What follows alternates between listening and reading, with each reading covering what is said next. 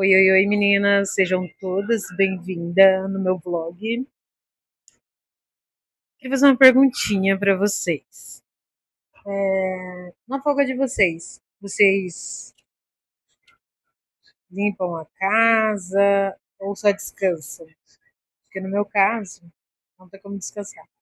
Vou lavar roupa hoje, segunda-feira, lavar roupa, depois organizar a bagunça da casa e depois descanso. Não sei que horas, mas irei descansar. E vocês? Na folga de vocês descansam ou trabalham em casa também? Sejam todos bem-vindos ao meu vlog da mãe solo vivendo aqui em Florianópolis.